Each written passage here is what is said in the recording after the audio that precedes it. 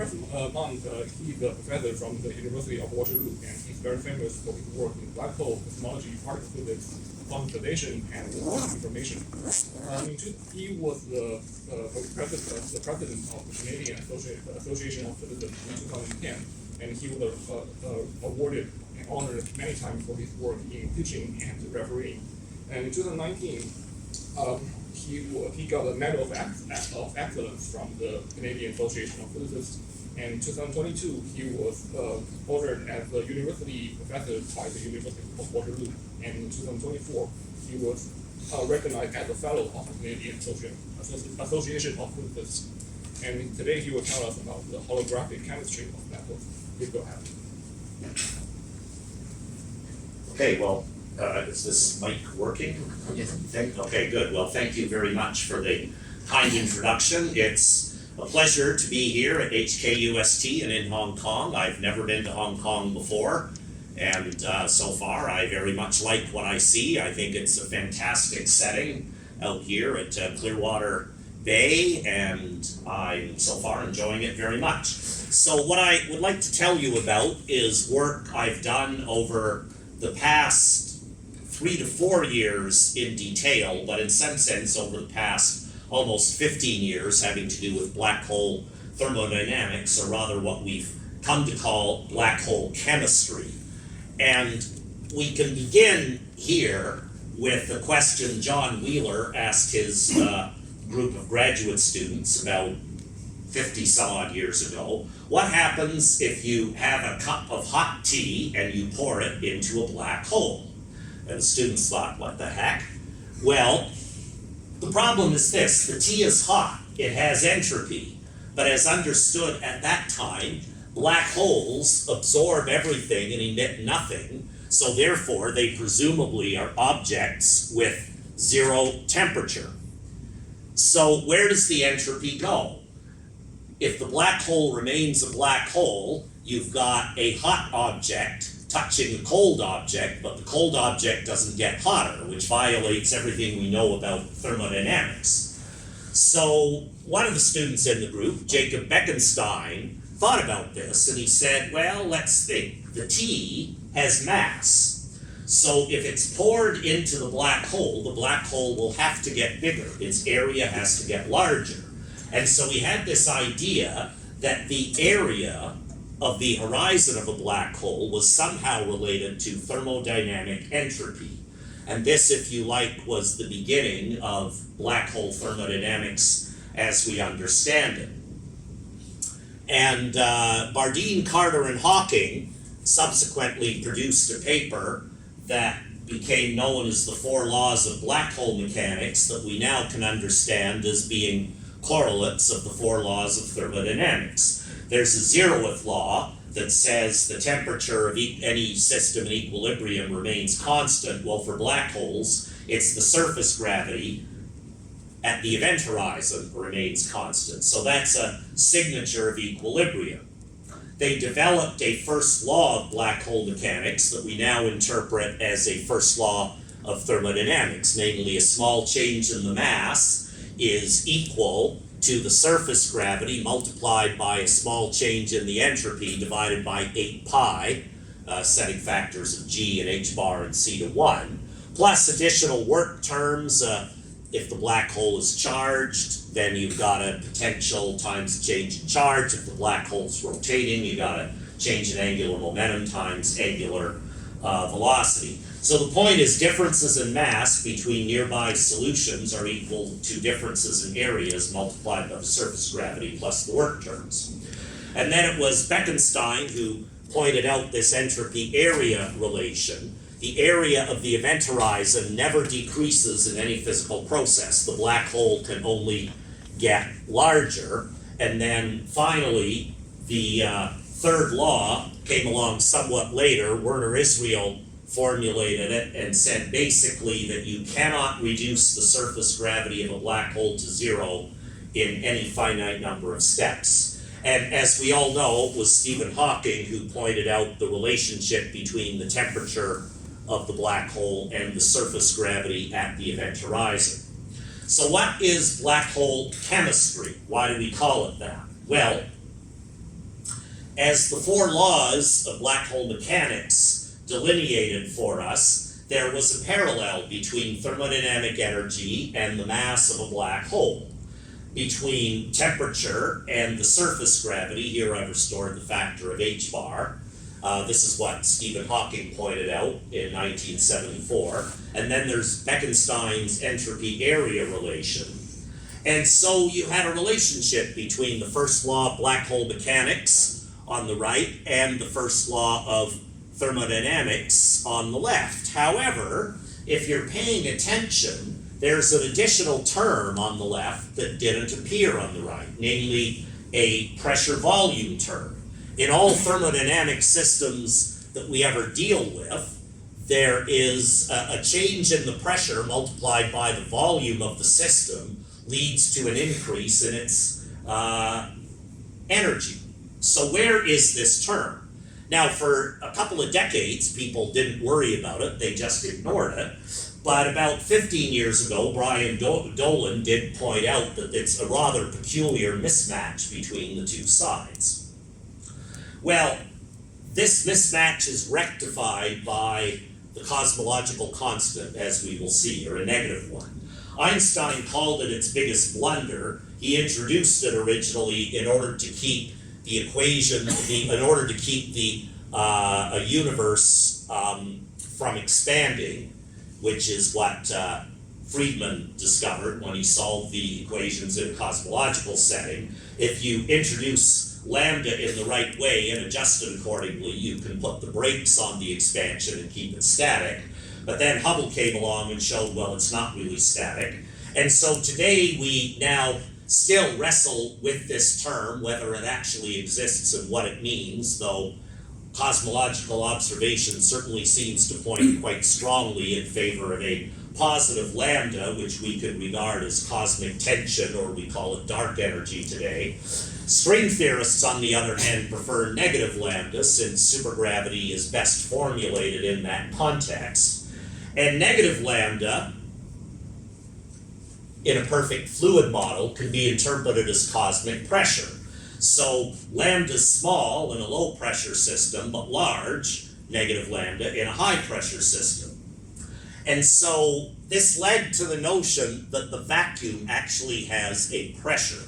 So let's consider this example of a four-dimensional Schwarzschild anti-de Sitter black hole, whose metric is there, and the metric function is given by this quantity V in the upper right, where that quantity L is related to the cosmological constant by this relation in red. Now, methods were developed in the late 90s by Brown and York and a number of other people, one of them's me, actually.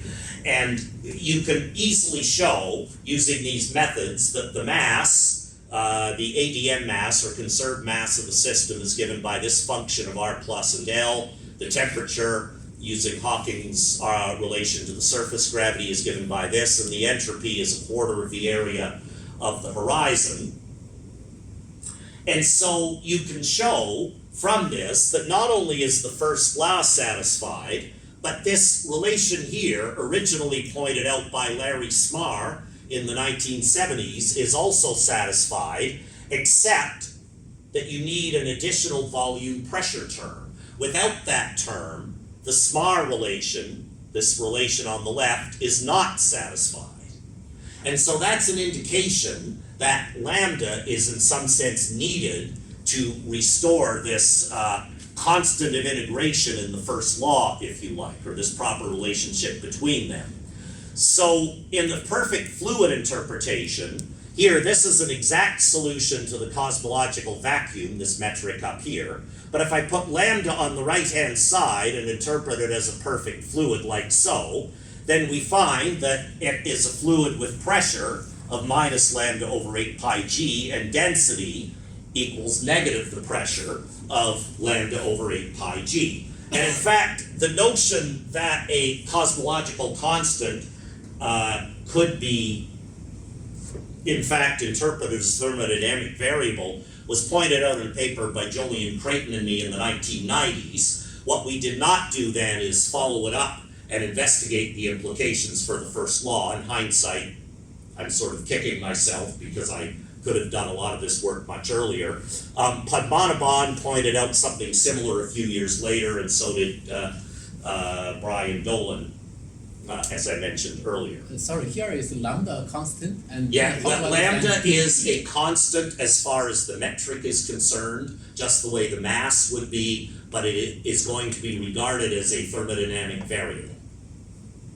So now when we have this parallel, Castor-Ray and Trashin, being aware of some of these things, took the original Bardeen-Carter-Hawking argument but extended it to non-zero lambda.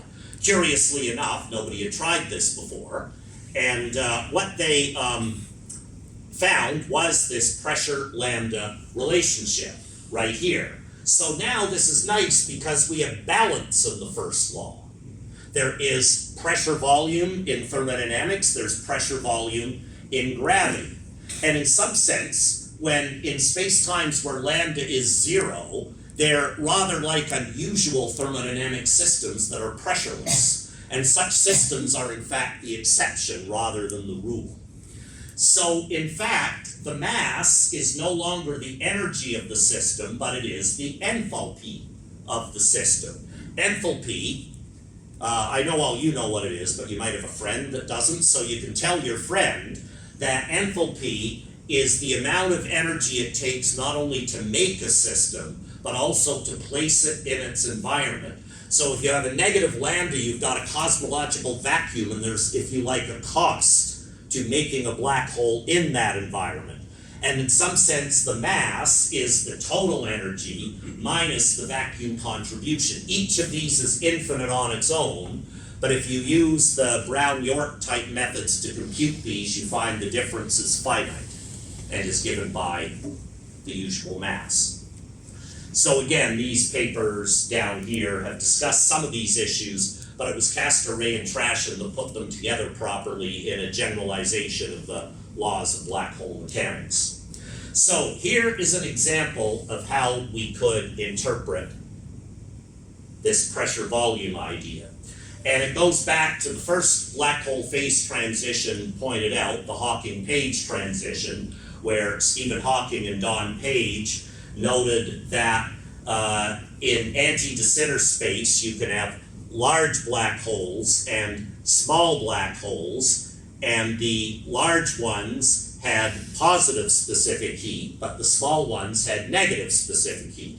And so the small ones were thermodynamically unstable.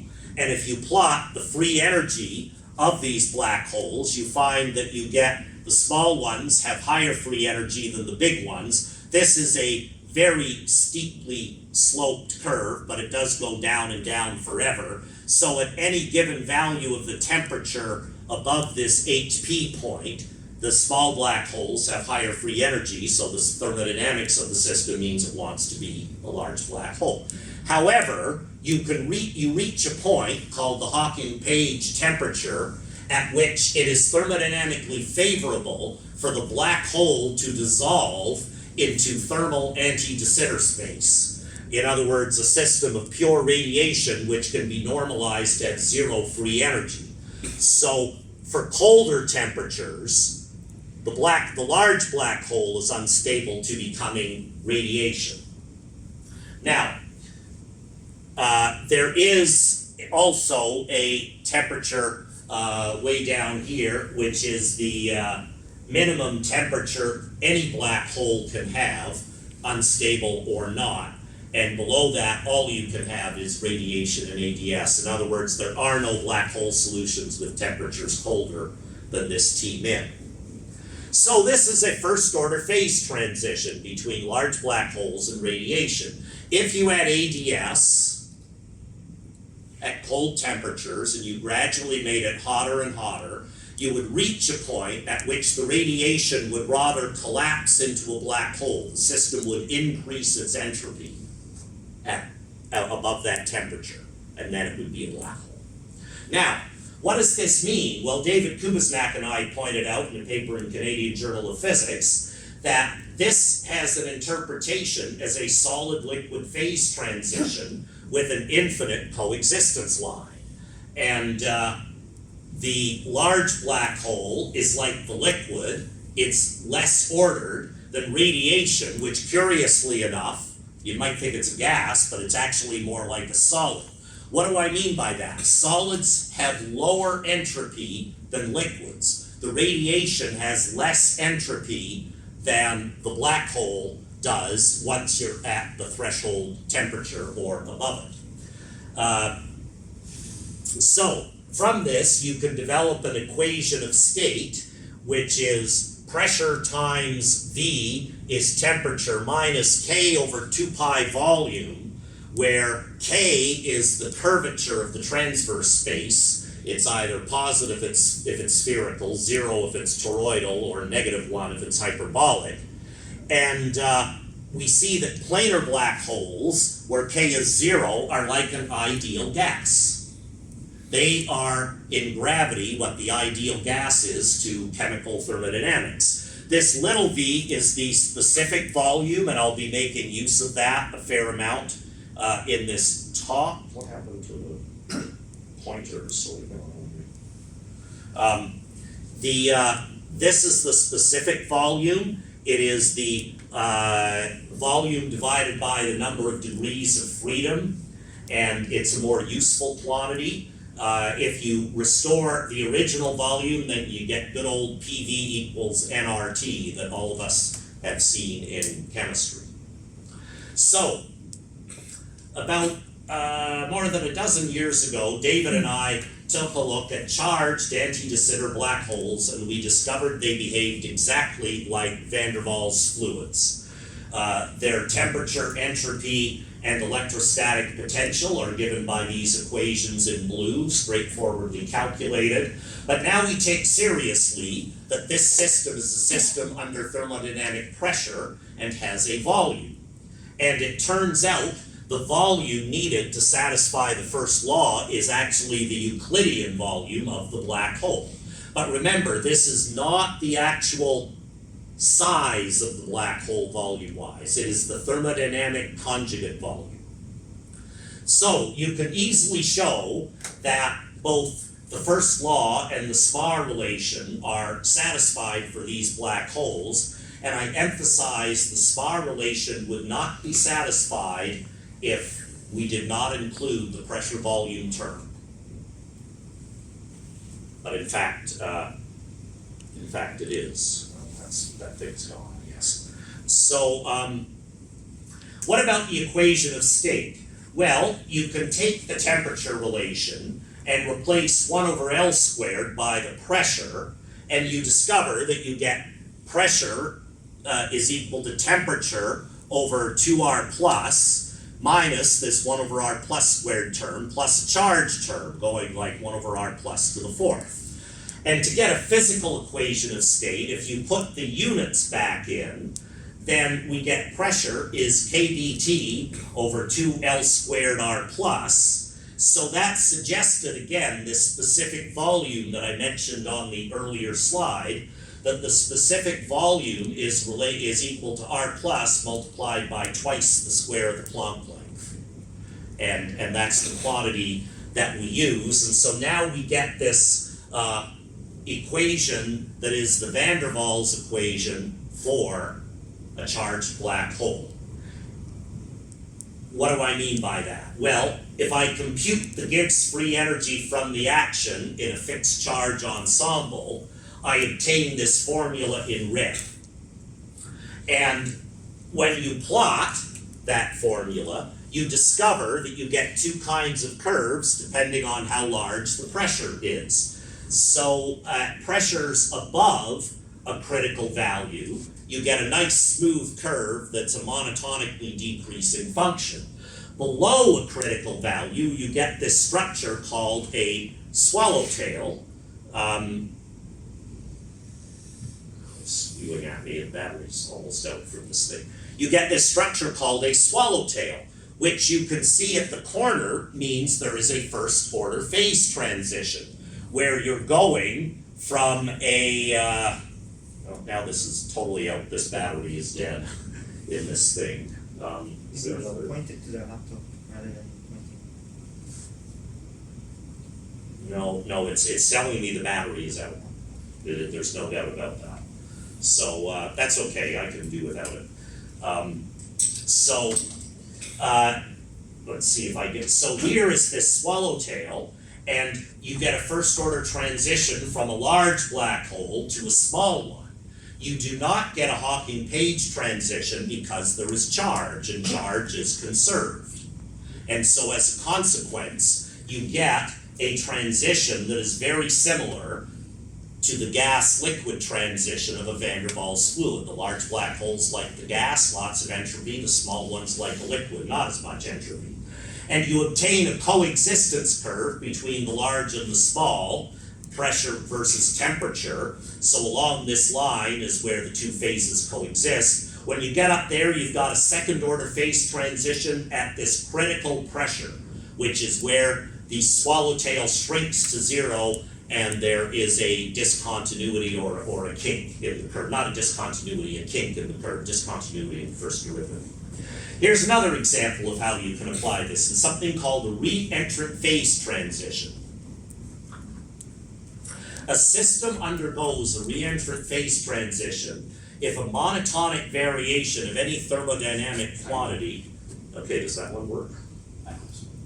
Okay. Oh, okay, that'll do for that anyway. Such that if you monotonically vary a thermodynamic quantity, then you get two or more phase transitions such that the final state is macroscopically similar to the initial state. This was first observed in 1904 by a guy named Hudson, who put water and nicotine together in a mixture. Now, at normal standard room temperatures, these two fluids move apart. They don't like each other. But at high temperatures, they meld, they come together. That's easy to understand. There's lots of kinetic energy, and so the nicotine and water molecules have so much kinetic energy, they just bounce through and around each other and the two dissolve. But when you cool them off, they separate. But if you cool them off enough, then the two fluids merge, and the reason is that the water polar bonds to the nicotine. So this is an example of a reentrant transition. High temperatures mixed, medium temperatures separate, low temperatures mixed. Now this phenomenon has since been seen in many other systems, gels and ferroelectrics and liquid crystals, and we saw it in black holes about a dozen years ago. And we first found it, it's now been seen in many black holes by many groups, but we first saw it in rotating ADS black holes in 5 dimensions, or 6 dimensions, I think, with Nitesh Altamirano and David and I. And what we did is we looked at the phase behavior of these uncharged rotating holes, and we found there was a critical point in the first order large-small transition, but we also found in that little box, which I'll magnify here, a situation where you could have 3 kinds of black holes, a big one, a little one, and one of intermediate size, bigger than the small one, but smaller than the big one. And there were 2 different coexistence lines, and for any pressure in this range, you got a reentrant phase transition, where at low temperatures, you had the intermediate black hole, at medium temperatures, you got a phase transition into the small one, but as you ramped up the temperature more, the small one became a big one. And that was the first example of a reentrant transition in black hole physics. Very much like the chemical water-nicotine transition that Hudson saw. There is in this diagram a region where there are no black hole solutions, so anything to the left of that dashed line, although we've plotted it there, there are no solutions there, but there is a range where you get these intermediate black holes. And now there's many examples. We found more in this other paper we published, but there are like dozens and dozens of groups around the world have seen this in all kinds of different black holes. So there's a lot of results that have happened over the years of black hole chemistry. And I'm not going to go through them all because I want to get to the holography. I've already talked about the Hawking-Page transition, Van der Waals fluid, and reentrant ones, but we found that black holes can have triple points, analogous to the way ice, water, and steam can coexist at a single temperature and pressure. You can get small, intermediate, and large black holes coexisting at a single temperature and pressure. Very recently, about 2 years ago, we found multi-criticality, that you can not only get triple points, but quadruple points, quintuple points, and these things have been seen in polymers and colloids, and if you stick around for Jayu's talk later this afternoon, you'll find out more about these kinds of transitions. Some black holes can have polymer-like transitions with non-standard critical exponents, unlike the kind you get from mean field theory. About, when was this, 7 years ago, Roby, Hennegar, Erickson, Joa, and I showed that some black holes with scalar hair can undergo superfluid transitions, fully analogous to those of liquid helium, going from normal fluid to a superfluid. Clifford Johnson pointed out that you can take these results and in principle turn a black hole into a heat engine.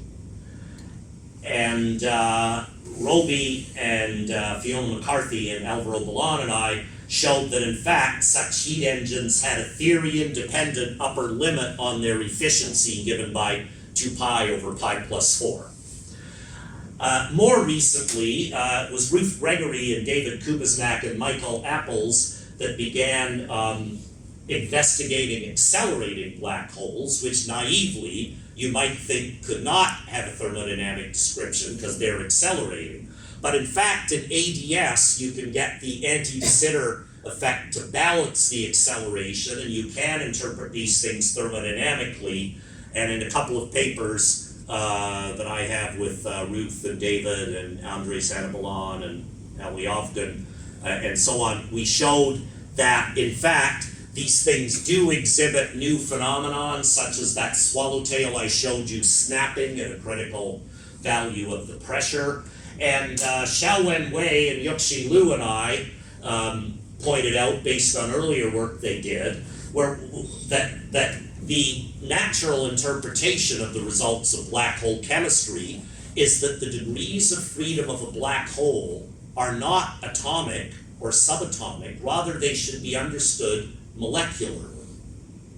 And that just the way that it's the molecular structure of water that gives its interesting ice-water, water-steam transitions, so it should be with black holes. And there is evidence for that we pointed out in these papers as you look at these kinds of transitions. So let me get to the main event, which is the holography, now that I've given you a warm-up on black hole chemistry. And the question that was already asked, I think, by E is, how do we understand this variable cosmological constant from a holographic perspective? Well, I'm going to talk about 3 ways that we have investigated, not just me, but others, to this end. One is a holographic SPAR relation. Another is complexity as thermodynamic volume. And a third is central charge criticality. So the holographic conjecture basically states that the laws of physics in a bulk space-time are dual to a quantum conformal field theory on the boundary. And this idea is now 30 years old, I guess, proposed by Maldacena, and has its clearest formulation in the statement that N=4 super Yang-Mills theory is dual to type 2b string theory on ADS5 cross S5. But the main point as far as black hole chemistry is concerned is the following, that in the near horizon geometry of n-coincident D3 branes in the type 2b theory, you get this relationship between the cosmological ADS length, L, and this n that is up here, related by the Planck length with this root 2, the 10-dimensional Planck length multiplied by root 2 over pi squared. So the problem is that variable pressure is variable lambda, which is variable L, which is variable n. But what the heck does variable n mean? Well, there have been two ideas proposed. One by Clifford Johnson and Brian Dolan and Castor Ray and Trashin is that you vary n squared and it has a conjugate chemical potential for color. And so one should regard n not as an integer, but at large n you'd have the integer values are so close together you can consider it as a thermodynamic variable. But another possibility that Karch and Robinson proposed is that there is a variable volume to the field theory, and its conjugate potential is the thermodynamic potential is the gravitational coupling, or Newton's constant.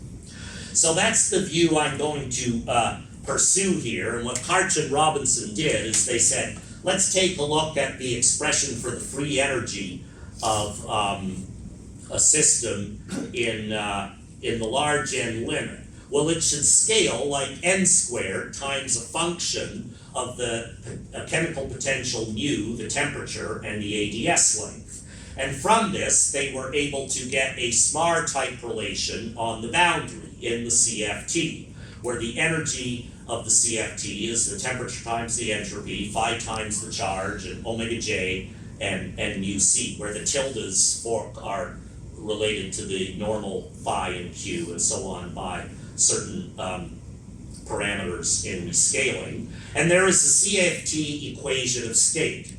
And so they pointed out, in fact, that maybe if you interpret the volume here as being a variable instead of n, that you could make sense out of this. And Cedric Sinamuli and I pointed out that this idea extends to Lovelock gravity with higher curvature terms, where you've got the free energy is now a function, or rather a sum of functions that have their own homogeneity properties, each multiplied by some polynomial in n. And if you look at the scaling behavior of the different higher curvature coefficients, the Lovelock coefficients, you find that the g's have to have this kind of behavior.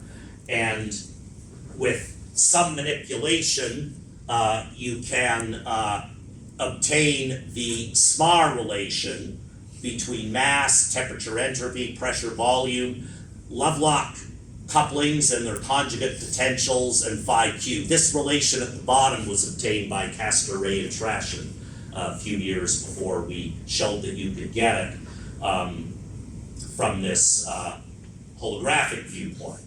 And what you learn from this is the Karch-Robinson case, if you like, corresponds to a planar diagram without any additional loops. And so that would be the lowest order term in a kind of a loop expansion. Working again in the planar limit, the next order correction goes like n to the 0, and then the next order after that goes like n to the 4th, and each of these diagrams generates a higher curvature Lovelock term going like the order r to the k. And it scales like n to the 2 times 1 minus k. So when k is 0, you get n squared. When k is 1, you get n to the 0. When k is 2, you get 1 over n squared, and so on, and so on, and so on. Yeah. What do we mean? Well, they would be, I mean, these are string loop diagrams. So they correspond in the large n limit. This is something Tooke showed, I forget when, a long time ago, 40 some odd years ago, that in a large n limit, the diagrams that contribute are these planar diagrams where you get these crossovers, and so that's what we were using to develop this. Okay, the next topic, holographic complexity. This is something that was quite popular about 2015 to 2020, and has not generated quite as much interest since, but there's still quite a number that work on it. The proposal is that the quantum complexity of a state in the boundary theory, in the CFT, at any time slice sigma, is related to bulk quantities, either in terms of their volume of a slice that hits the boundary state, or of their actions. So what does that mean? So VB is the volume of a codimension 1 slice B that intersects the boundary here, or rather you have it go out to large R and then take the limit as R goes to infinity. So the quantum complexity of a state on the boundary at this time is given by the maximal volume that goes into the bulk that intersects at that boundary point. And it's given by this divided by Newton's constant and an arbitrary scale R. Whereas the action conjecture basically takes that same boundary point and draws null lines to the future and to the past, forming something called a Wheeler-DeWitt patch. And then the conjecture is that the complexity of the quantum state here is equal to the action of this patch divided by pi. So, those notions came from understanding or trying to understand scaling relations of these quantities in the bulk, and Susskind pointed out that the scaling of quantum complexity appears to be the same. That's what led to the conjecture.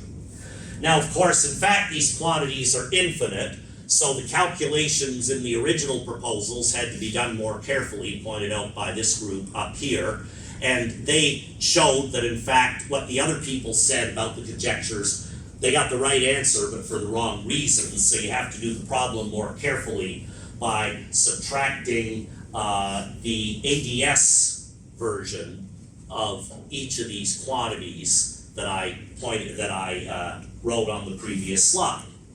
Now, not quite a number of papers were written on this. I've got two of the more highly cited ones here. The general expectation was that the volume complexity or the area complexity was proportional to the entropy of the system in the bulk, which would be the black hole entropy, multiplied by this logarithmic function of temperature. And many examples showed this. Sorry, there's a question. Yes. How do you define the complexity? On the boundary, it's defined as being the minimal number of gates you need to go from a given quantum state to some other target state. And there's some arbitrariness in how those are defined, of course. Usually the initial state is taken to be the ground state of the quantum theory, and then the target state is the choice of the user. But for a broad range of target states, there is a scaling behavior the number of gates has as you increase the number of qubits in the system, and that's where that comes from. Is that a finite number or is it continuous? Well, it grows with the number with the size of the, if you have n qubits, it grows like 2 to the n or something. Yeah. But all of these calculations were based on charged spherically symmetric black holes, which of course is where the calculations are easiest to do. But in a paper I have with Rahim Al-Balushi, Robi Hanegar, and Hari Kanduri, we showed this expectation is not correct. And in fact, what we found is that the complexity scaled with the thermodynamic volume of the black hole, not the entropy. And it was the volume to this particular power, d minus 2 over d minus 1. The behavior on the temperature was the same, but the behavior with the entropy was different. So, for example, what do I mean by that? Well, I mentioned thermodynamic volume before. For a 3+1 black hole, charged black hole, the entropy goes like pi r plus squared, a quarter of the area, and the volume goes like 4/3 pi r plus cubed. In d dimensions, you get this kind of behavior as far as r plus is concerned, r plus to the d minus 2, r plus to the d minus 1. So the point is, these are not independent variables. If I know the entropy, I know the volume. If I know the volume, I know the entropy. In order to break this degeneracy, we looked at rotating black holes. In a rotating black hole, the entropy goes like pi r plus squared plus a squared, where a is the rotation parameter, and the thermodynamic volume has a very different behavior. These two functions depend on two independent variables. They are independent functions. If you know one, you do not know the other one. So that's why rotating black holes were a good thing to look at to study complexity. So, this is not an easy problem. And one of the reasons is that null hypersurfaces, which are straightforwardly computed and drawn for non-rotating black holes, become complicated functions of the polar angle as well as the radial variable. And Rahim and I pointed out this in a paper in 2019.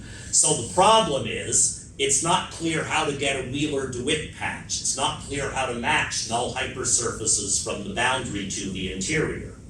In other words, we don't know how to compute these pictures that are so nice in the spherical case. Furthermore, if these rotating black holes are charged, you can get caustics forming in these hypersurfaces if the charge is large enough. That was pointed out in this paper with Rahim and Michael Macias.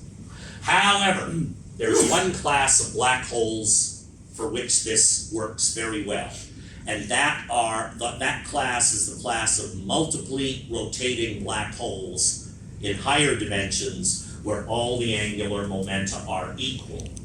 And those black holes have this kind of metric. What I want you to notice here is that all of the functions depend on the radial variable only, with the exception of this one quantity a of x, which depends on the transverse space. So I think I have it on this slide. If you're in 5 dimensions, then a of x is just a half cos theta d phi. However, although you have this dependence, it's now possible in the RT sector to draw clear null hypersurfaces, analogous to what you could do in the spherically symmetric case. And so that's why we studied this.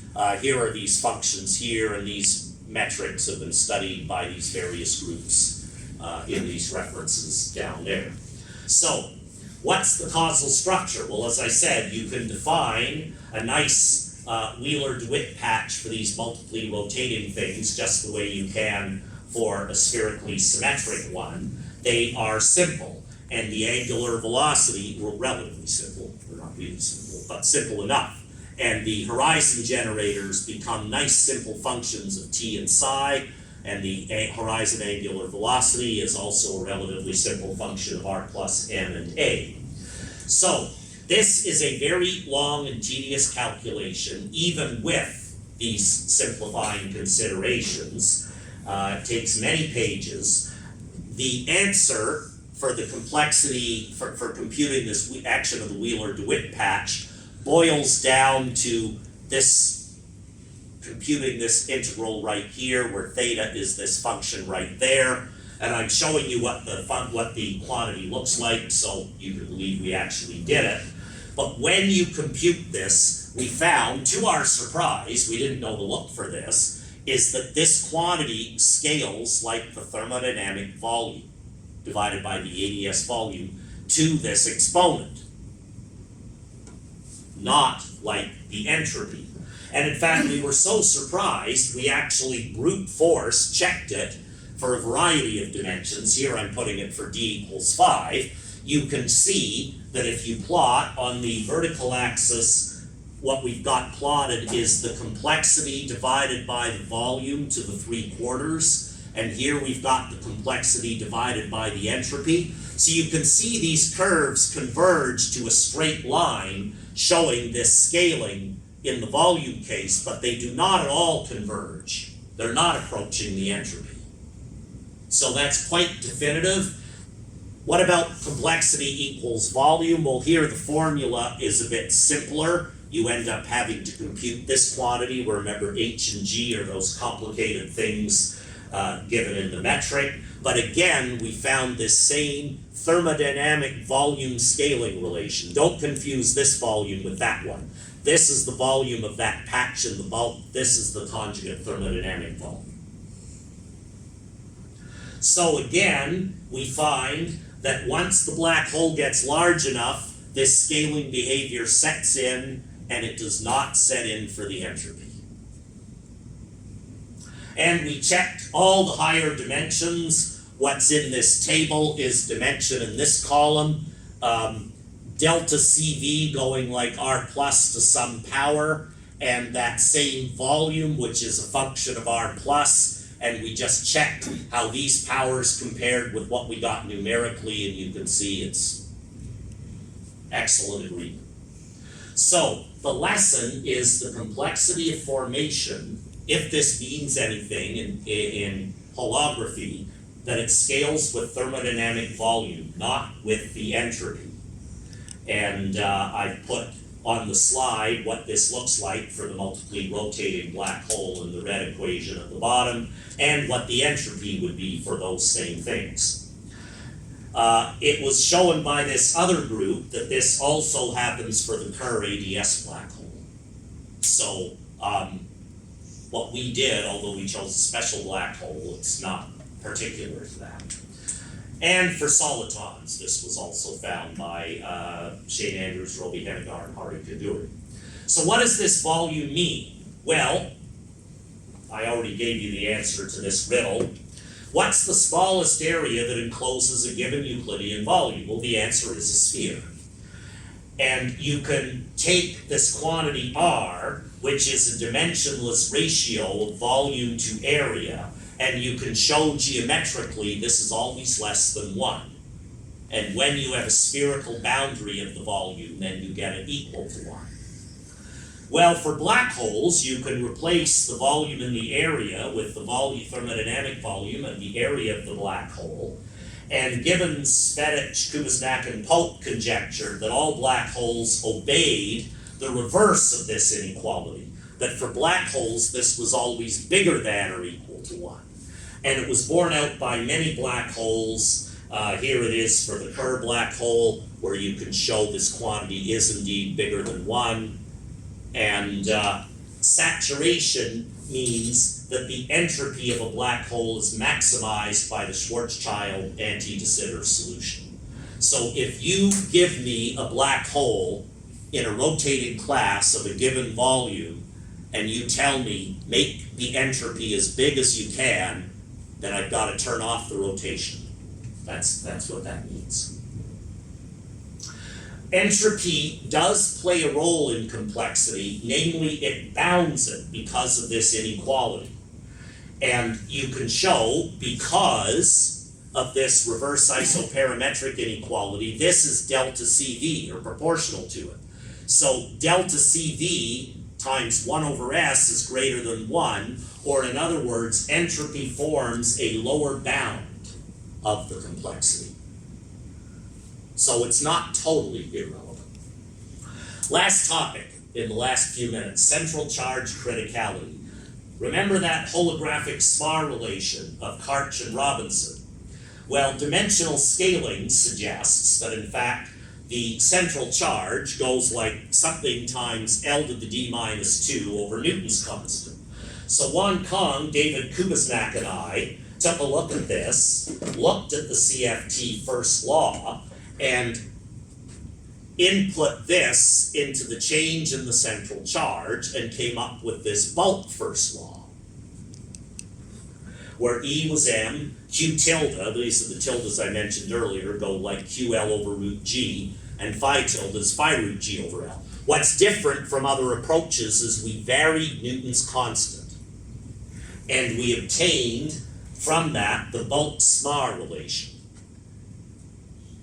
So that looked pretty good, but what we then did is we rewrote this first law in terms of pressure, replacing delta G over G with delta C over C and delta P over P. Remember, C goes like L to a power over G, but L is like the pressure.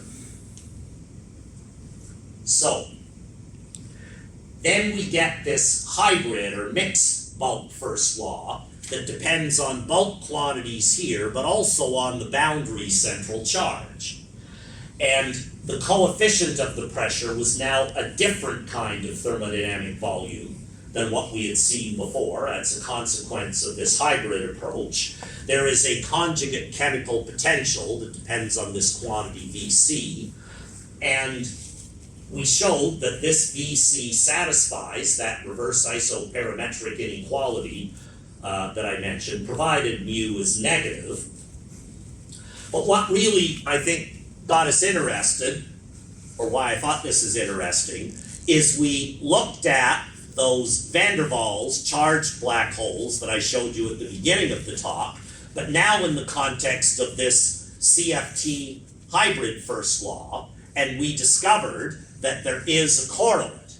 And just the way there's a critical pressure above which there's no phase transition, below which there is a critical central charge, above which there's a phase transition, below which there is not.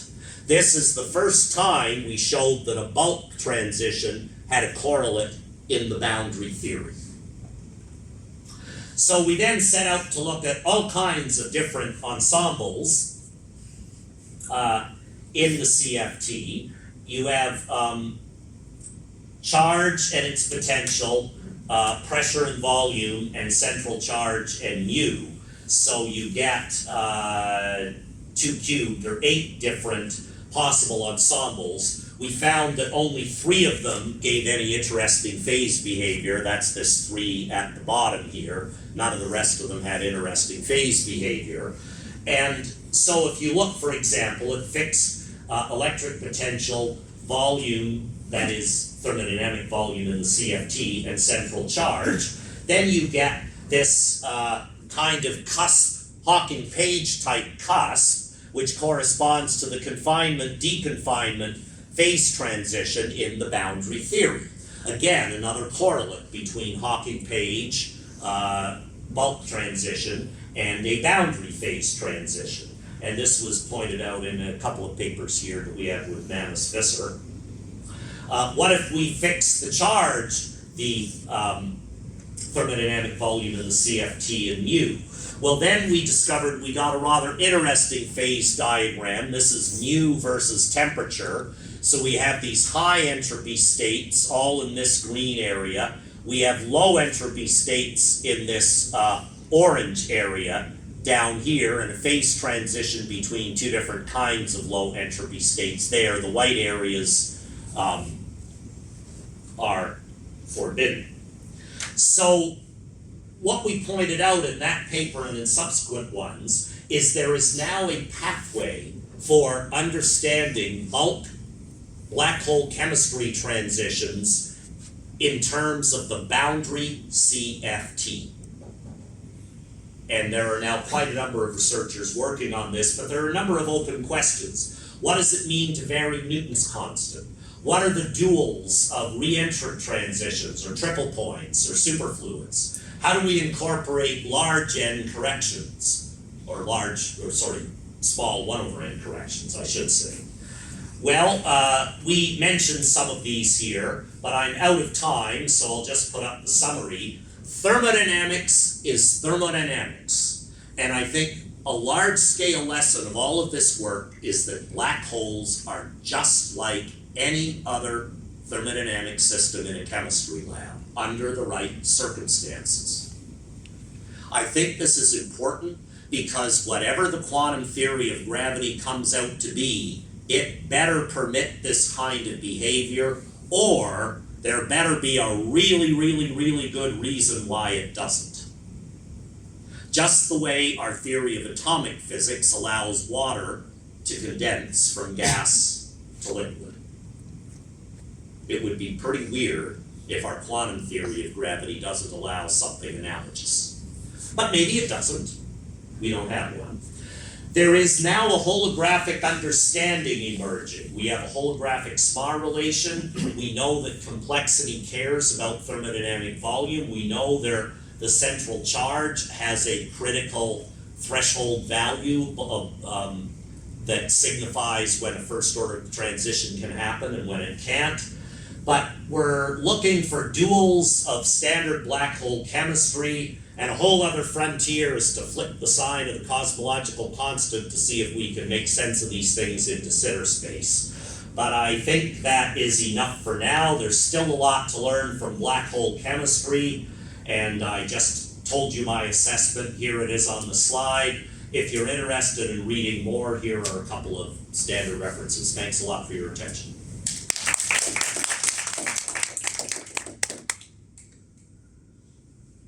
So by the degree of freedom, have some molecular structure. Do you mean, for example, there are some bound states, this kind of not only moving around but also vibration? Well, there could be. I don't know, but we need something that takes account of the fact that black holes could have many interesting transitions.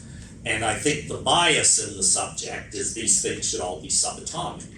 But if you actually look at their behavior, what Xiaowen and Yuxi did originally, and I joined in another project with that later, but what they did is they looked at the large-small transition and they took seriously the meaning of the specific volume, and in a fluid from the specific volume you could infer the size of the molecular constituents. And that's what they did, and they found they were of different sizes in the two different phases, somewhat the way that water, when it's ice, the molecules are close together, so the average size taken up is smaller than in a liquid where they're sliding around each other. So something similar seems to be happening for black holes. That's the idea. But I don't know what they are. I don't know what they are. Yeah, I have another question. That why pressure is max to cosmological constant? Since in the ADS there is also radiation, why that radiation doesn't contribute to pressure? You mean thermal ADS? Yeah, thermal radiation. Yeah. Well, it does, but it's not. It's not the same kind of pressure. The pressure there is from like a gas, thermal gravitons, whereas the pressure from lambda is the pressure of the vacuum. That's how I look at it.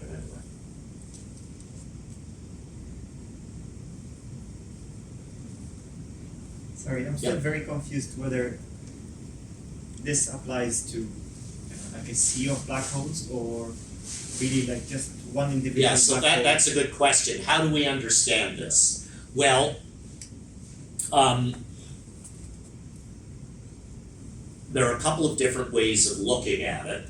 One is that if you had an ensemble of ADS black holes, and if they were isolated from each other far enough away that you could believe the solutions, I mean, if you have many ADS black holes, then the exact solution doesn't work. But what it would mean is if, suppose I had an ensemble of many of these things, and they were at high temperature, charged black holes at high temperature, so they were large. Then suppose I surround it with a gigantic cavity, right? And I can adjust the temperature inside. As I cooled it down, you'd see one of them get small, and another, and another, and another, until you got a threshold where you got a balance between large and small, and as it got cold enough, it'd all be small. It's like drops of water condensing out of water vapor.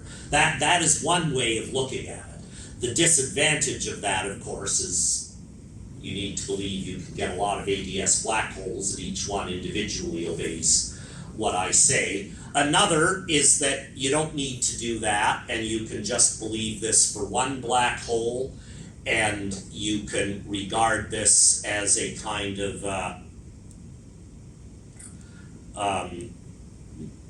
you could imagine some probability distribution in thermodynamic phase space that as the single black hole cooled off, then there's some chance it would become small according to that distribution.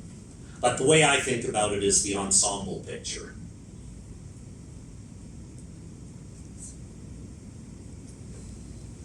Yeah.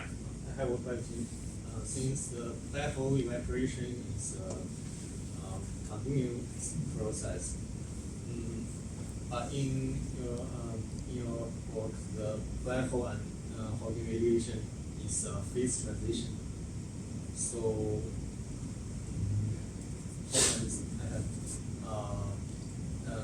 that the whole black hole evaporation is at one time point, or it's Well, you're right, black hole evaporation is a continuous process and it's dynamic. The black hole shrinks, that's quite true. But you've got to remember a couple of things. First of all, in the Hawking-Page case, if the temperature's cold, you have no black hole at all. You've just got this cool bath of radiation. It's only when the temperature's hot enough, the density of radiation is such it condenses into a black hole. Then the black hole will radiate, but ADS is like a bowl, it's like a confining potential, so the radiation reflects off at infinity and comes back, and the black hole is in thermal equilibrium with its own radiation. In the case of a charged black hole, the same kind of thing happens, except you don't have pure radiation at cold temperatures. You just have the small black hole. But once it got hot enough, then it will spontaneously become a big one, because the heat, whatever it is that's giving the heat, that heat would rather, as energy, condense into a black hole and become bigger, because there's more disorder. Just the way there's more disorder in a gas than there is in a liquid. That's the way I think about it anyway. But ultimately, it's a good question as to what the thermodynamics of black holes actually means, and I'm open-minded if people have better ways of understanding or better ideas. I'm telling you mine. Yeah?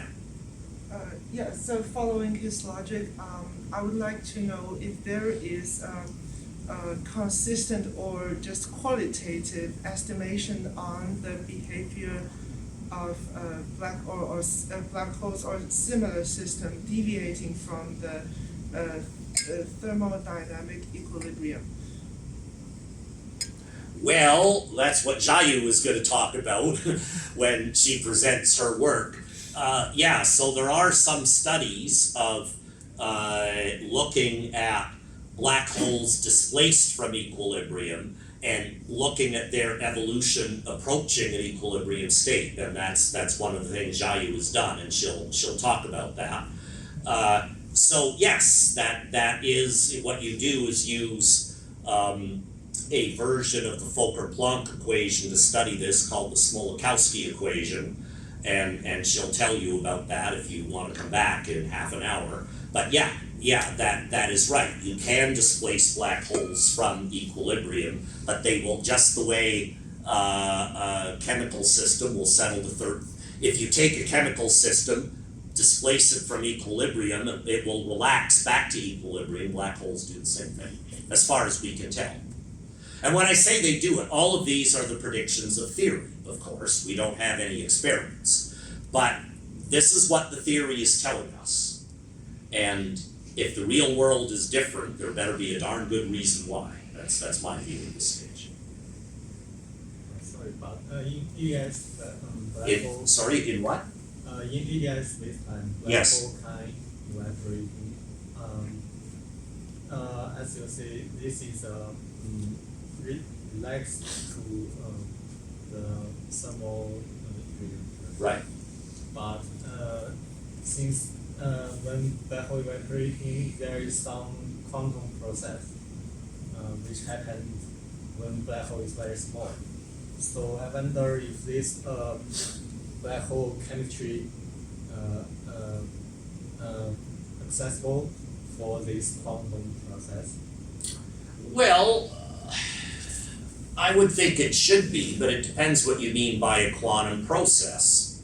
Can a single molecule of water evaporate into steam? Well, it doesn't make any sense. It's one molecule, but it's still water, but in order to have evaporation of water into steam, you need lots of water molecules. Now, how many you need until this becomes a notable phase transition, I think, is an interesting question. So I would agree that once a black hole becomes small enough, then probably the chemical description will break down. Just the way once you have a tiny enough amount of water, then liquid gas don't make sense anymore, right? Is one molecule of water, is that gas, is it liquid, or is it solid? Well, it's one molecule. So I agree, it will break down at some point. But the point here is there's a collective behavior in the thermodynamics that I would contend, if Stephen Hawking is right, then this is right, and it should be whatever the underlying theory of gravity is that includes quantum effects, these phenomena should come out of it. Analogous to the way molecular physics should emerge from atomic physics, which is a non-trivial problem, right? It's not straightforward like that, but nevertheless, it's consistent. That would be, okay, I guess one more, then maybe we should take a break, or Chen, yeah. There are some experiments in the lab making analog with black holes in gravity. Yeah. Can they test this? Yeah, that's a very good question. I would like to see that happen. I have talked to analog people, and they say they'd like to do it, but they also tell me it's very difficult. But in my view, difficult does not equal impossible. So I would like to see, it's a very good question. I think the best way of testing black hole chemistry would be to see if we could simulate it somehow. And then you'll get critics that say, well, it's not really a black hole, and it's not really this, and it's not really, but you know, I mean, some of us want to see physics done before we die, so anyway, that's a good question. Thank you.